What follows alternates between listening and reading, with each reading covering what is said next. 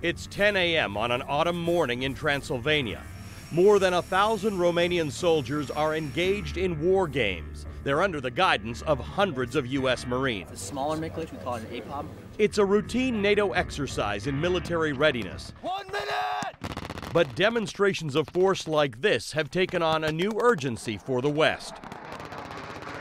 Here, beside the Carpathian Mountains in Romania, these soldiers are training for battle.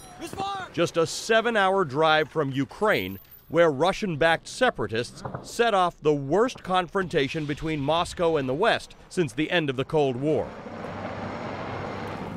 Romanians and other Eastern Europeans who remember Russia's past aggressions are worried about the West's ability and willingness to stop an emboldened Russian President Vladimir Putin.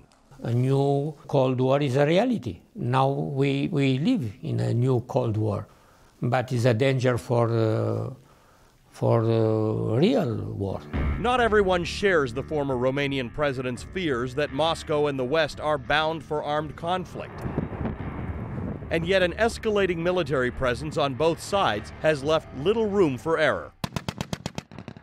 The stakes of this new Cold War are about more than just territory and influence. They're also about money. Here on the top of the world, the battle is being fought over energy. The Arctic is home to 13% of the world's undiscovered oil and a third of its natural gas. To get a first-hand look, I headed north, way north, to the northernmost town in the world, on an island in the high Arctic called Svalbard.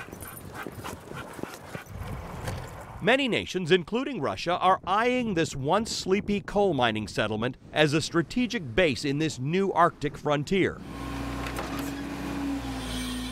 But energy isn't the only factor in the battle for the high north. It's also about who controls the high seas, which are increasingly accessible because of global warming.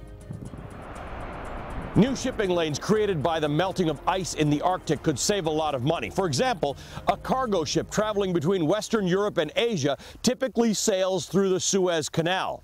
Doing it this way through the Arctic shortens that trip by 40%. Melting ice in the Arctic. It's an ironic contrast to the new freeze in relations between Russia and the West.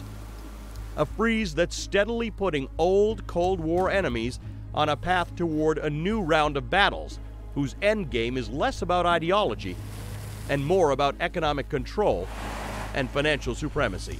Ali Velshi, Al Jazeera, inside the Arctic Circle in Longyearbyen, Svalbard.